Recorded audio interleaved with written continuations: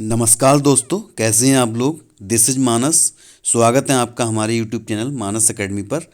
तो दोस्तों, जैसा कि आपको पता है, राजस्व लेखपाल की भर्ती आ चुकी है। नोटिफिकेशन कल जारी हो चुका है। 8,085 पद आ चुके हैं। तो दोस्तों, हम आज देख लेते हैं जो 2015 में परीक्षा हुई थी राजस्व लेखपाल की, उसमें किस प्रकार के जीएस के प्रश्न आए थे, तो वो देख लेते हैं। तो आइए दोस्तों, शुरू करते हैं आज का क्लास।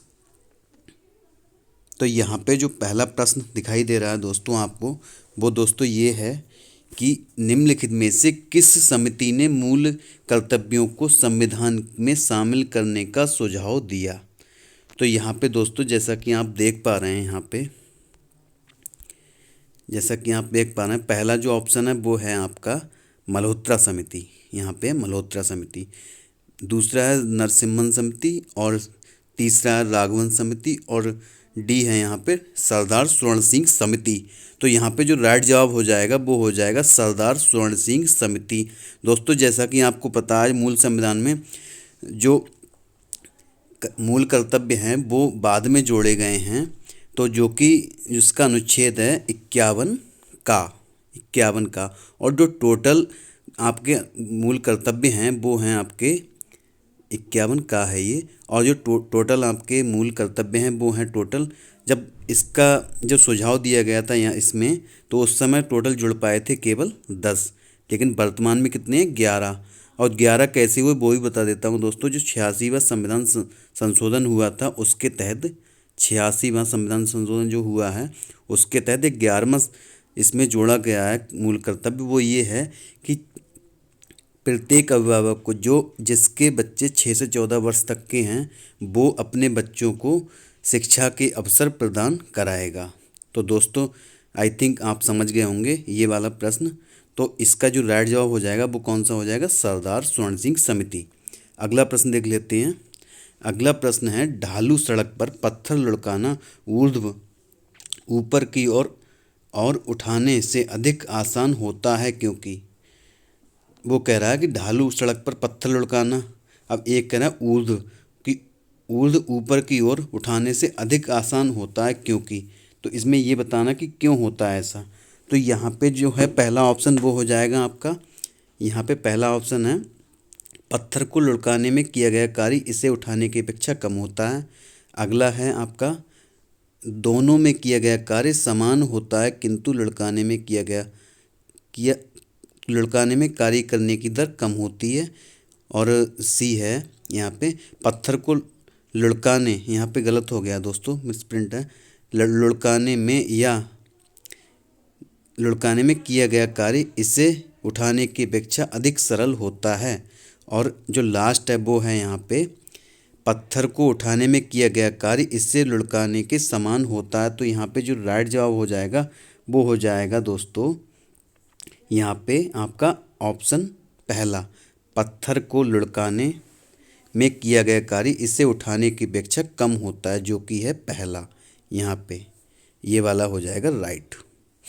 अगला देख लेते हैं। अगला है शतपथ ब्राह्मण और तैत्तिरीय ब्राह्मण मूल पाठ हैं। तो यहाँ पे बताना है कि ये किसके ब्राह्मण ग्रंथ हैं। तो यहाँ पे जो पहला ऑप्शन है वो है आपका सामवेद, दूसरा है अथर्ववेद, तीसरा है ऋग्वेद और चौथा है यजुर्वेद। तो यहाँ पे जो राइट जवाब दोस्तों हो जाएगा वो हो जाएगा आपका यजुर्वेद। यहाँ पे हो जाएगा यजुर्वेद। तो यहाँ पे दोस्तों मैं एक चीज़ और बता दे रहा हूँ, यहाँ पे जो आपका सबसे प्राचीन ग्रंथ पूछ लिया जाता तो यहाँ पे कौन सा हो जाएगा प्राचीन ग्रंथ, यहाँ पे हो जाएगा ऋग्वेद। ठीक है दोस्तों, एक प्रश्न और आता है यहाँ पे, वो आता है कि वेद त्रयी किसे कहते हैं। यहाँ पे देख लेते हैं वेद त्रयी। तो यहाँ पे जो वेद त्रयी हैं वो जो प्राचीन 3 हैं, एक बाद में जोड़ा गया अथर्ववेद। तो अथर्ववेद को अगर छोड़ दिया जाए यहाँ पे, तो बाकी जो तीनों हैं यहाँ पे, ये वाले तीनों ऋग्वेद, सामवेद और यजुर्वेद, ये हो जाएंगे वेद त्रयी में आ जाएंगे। तो दोस्तों ऐसे प्रश्न आते रहते हैं, इसका ध्यान रखना है आपको। अगला प्रश्न देख लेते हैं। अगला प्रश्न है, निम्नलिखित में से किसको संविधान की आत्मा के रूप में माना जाता है। तो दोस्तों यहाँ पे प्रश्न 2 बन सकते हैं। यहाँ पे दो प्रश्न बन सकते हैं। अगर पूछेगा ना कि आपसे पूछेगा कि जवाहरलाल नेहरू के अनुसार संविधान की आत्मा किसको माना जाता है, अगर सब वहाँ पे कहेगा जवाहरलाल नेहरू के अनुसार तो होगा प्रस्तावना। ठीक है दोस्त। और अगला जो होगा, अगर वो कहेगा कि अम्बेडकर के अनुसार कौन सा संविधान की आत्मा है, तो वहाँ पे हो जाएगा जो कि संवैधानिक उपचारों का उपबंध है। संवैधानिक अनुच्छेद 32 संवैधानिक संवैधानिक उपचारों का उपबंध, यानी अनुच्छेद अनुच्छेद 32। अगर अनुच्छेद पूछेगा तो 32, वैसे होगा संवैधानिक उपचारों का उपबंध। ठीक है दोस्तों, यहाँ पे आई थिंक समझ गए होगे। लेकिन यहाँ पे जो राइट जवाब हो जाएगा वो हो जाएगा प्रस्तावना, क्योंकि यहाँ पे जो अनुच्छेद 32 है वो है नहीं, इसलिए अगर वो भी होता तो उसमें बोथ करके होता ऑप्शन की बी और सी, तो दोनों हो जाते। या फिर कहता वो कि भीमराव अंबेडकर के अनुसार कौन सा संविधान की आत्मा, तो अनुच्छेद 32 हो जाता। अगर पूछता कि पंडित जवाहरलाल नेहरू के अनुसार कौन सा हो जाएगा, तो वो हो जाएगा आपका प्रस्तावना। अगला प्रश्न देख लेते हैं दोस्तों। अगला है, मथुरा, डिगबोई और पानीपत में परिशोधनशालाएं किसके द्वारा स्थापित की गई हैं। तो यहाँ पे आपको बताना है कौन सा राइट जवाब हो जाएगा। तो यहाँ पे जो पहला है ऑप्शन, पहला है भारत पेट्रोलियम कॉरपोरेशन लिमिटेड द्वारा, बी है मद्रास रिफाइनरी लिमिटेड के क्रूड डिस्टिलेशन यूनिट द्वारा, और जो सी है वो है इंडियन ऑयल कॉरपोरेशन लिमिटेड द्वारा, और अगला है हिंदुस्तान पेट्रोलियम कॉरपोरेशन लिमिटेड द्वारा। तो यहाँ पे जो राइट जवाब आपको हो जाएगा दोस्तों, वो हो जाएगा आपका इंडियन ऑयल कॉरपोरेशन लिमिटेड द्वारा। एक प्रश्न और आता है इससे दोस्तों, वो है ये कि जो ताजमहल का रंग पीला पड़ रहा है वो किसके सबसे ज़्यादा किसका कारण, तो यही है, मतलब जो मथुरा और आगरा दोनों पास पास हैं, तो इससे बहुत ज़्यादा ये बहुत ज़्यादा इफेक्ट करता है किस पर, ताजमहल पर। अगला प्रश्न देख लेते हैं। अगला प्रश्न है आपका, दालें किसका अच्छा स्रोत होती हैं। ये आप अच्छे तरह से जानते हैं, तो मैं बता देता हूँ। जो पहला ऑप्शन है वो है प्रोटीनों का, अगला है विटामिनों का, और जो अगला है उससे है कार्बोहाइड्रेट का, और उससे भी अगला है वो है वसाओं का, यानी फैट का। तो यहाँ पे जो राइट जवाब हो जाएगा वो कौन सा हो जाएगा आपका, प्रोटीनों का। ये सरल था। आ जाते हैं सरल भी प्रश्न। अगला देख लेते हैं। अगला है, आच्छादन पर किसी पदार्थ का वायु से नमी का अवशोषण करने के गुण को कहा जाता है। तो जो पहला ऑप्शन है वो है प्रस्वेदन, बी है शुष्कन, सी है परासरण, और डी है प्रस्फुटन। तो यहाँ पे राइट जवाब दोस्तों हो जाएगा वो हो जाएगा प्रस्वेदन, प्रस्वेदन। अगला देख लेते हैं दोस्तों। यहाँ पे कह रहा है कि जून 2015 के चौथे सप्ताह में उद्यमियों और अनेक नागरिक निकायों के बीच अवशिष्ट प्रबंधन पर समझौता कहाँ हुआ था। दोस्तों आपको परेशान नहीं होना है, क्योंकि ये उस समय के करंट अफेयर का सवाल है, इसलिए आपको कठिन लग रहा है। लेकिन आपको ये वाला नहीं आता तब भी कोई दिक्कत नहीं है, क्योंकि आज जो सवाल आएगा, आज मतलब 2022 की राजस्व लेखपाल की परीक्षा में जो सवाल क्वेश्चन आएगा करंट अफेयर का, वो अभी का आएगा, ना कि 2015 का। तो इस पर ज़्यादा टेंशन नहीं लेनी है, कोई दिक्कत नहीं है। तो यहाँ पे देख लेते हैं जो राइट जवाब है वो कौन सा हो जाएगा। तो पहला ऑप्शन है यहाँ पे महाराष्ट्र, वो गुजरात, दूसरा है महाराष्ट्र, फिर है सी केरल, अगला है असम। यहाँ पे दोस्तों जो राइट जवाब हो जाएगा वो हो जाएगा आपका असम। अगला प्रश्न देख लेते हैं यहाँ पे। अगला है, हाल ही में अंतर्राष्ट्रीय क्रिकेट काउंसिल के अध्यक्ष के रूप में किसे चुना गया है। यहाँ पे पहला ऑप्शन है दोस्तों जहीर अब्बास, और अगला है मुस्तफ़ा कमाल, सी है जगमोहन डालमिया, और डी है एन श्रीनिवासन।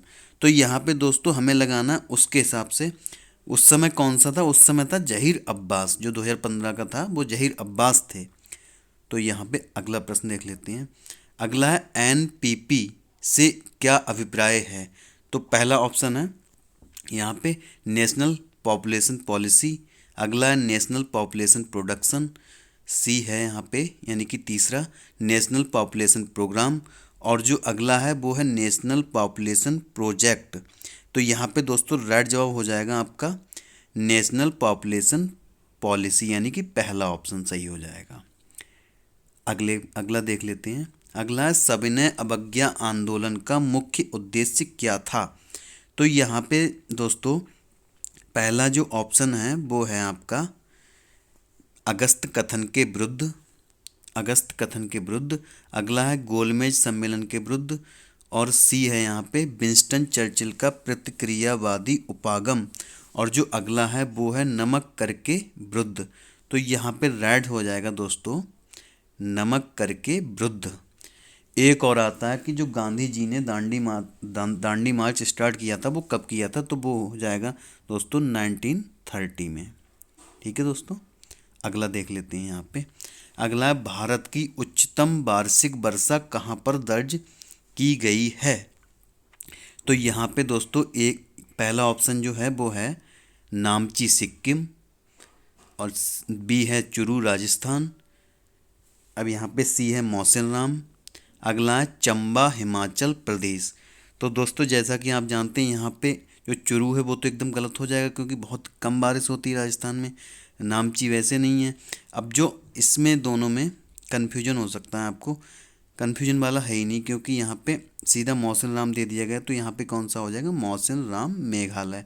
लेकिन इससे पहले एक और आता था, वो होता था चेरापूंजी। लेकिन चेरापूंजी दोस्तों अब नहीं लगाना, वो पहले था, अब नहीं लगाना है चेरापूंजी। ठीक है, यहाँ पे अगला देख लेते हैं प्रश्न आपका। अगला प्रश्न है वह कौन सा स्थान है जहाँ अंतिम मुगल बादशाह या सम्राट बहादुर शाह जफर की मृत्यु हुई थी। तो यहाँ पे पहला ऑप्शन है रंगून, बी है यानी दूसरा है ग्वालियर, अगला है आगरा, और इससे अगला है दिल्ली। तो दोस्तों यहाँ पे जो रेड जवाब हो जाएगा वो कौन सा हो जाएगा, रंगून। अब प्रश्न आता है कि रंगून कहाँ पर है अभी, तो रंगून है म्यांमार में। अब एक आता है आगरा, यहाँ पे जैसे आपको दिख रहा है आगरा। तो आगरा का जो बसाया था, मतलब की स्थापना की, अगर प्रश्न आएगा कि आगरा की स्थापना किसने की, तो यहाँ पे हो जाएगा दोस्तों सिकंदर लोदी, सिकंदर लोदी, सिकंदर लोदी। ठीक है, अब अगला प्रश्न देख लेते हैं। अगला है आपका उत्तर प्रदेश में किस वर्ष में मनरेगा, महात्मा गांधी नरेगा प्रारंभ किया गया। तो जो पहला ऑप्शन है वो है आपके स्क्रीन के पर 2007, 2008, 2005 और 2006। तो यहाँ पे दोस्तों बताइए आप कौन सा हो जाएगा सही आपका। तो यहाँ पे हो जाएगा दोस्तों 2006, यानी कि लास्ट ऑप्शन। अगला बस इतने ही थे दोस्तों जो प्रश्न रह गए हैं, और जो आपके ग्राम विकास के वो भी मैं आज तो नहीं अगली क्लास में ले लूँगा, क्योंकि आज पहली क्लास है तो आज थोड़ा ही डोज सही है। और आपको क्लास कैसी लगी बता देना है दोस्तों, और अगर क्लास पसंद आए तो लाइक एंड सब्सक्राइब कर देना। सपोर्ट करते रहें दोस्तों ऐसे ही वीडियो पाने के लिए, और जुड़े रहिए हमारे साथ ऐसे ही क्लास लेने के लिए। रोज़ाना क्लास ली जाएगी दोस्तों प्रॉपर तरीके से, लेखपाल की परीक्षा जब तक नहीं हो रही तब तक, और यूपी टेट के भी क्लास चल रहे हैं दोस्तों। तो जुड़े रहिए एंड सब्सक्राइब भी करते चलिए साथ साथ। लाइक का विशेष ध्यान रखना है दोस्तों, लाइक एंड सब्सक्राइब का, लाइक एंड सब्सक्राइब जरूर करना है दोस्तों। ठीक है दोस्तों, धन्यवाद। जय हिंद, जय भारत।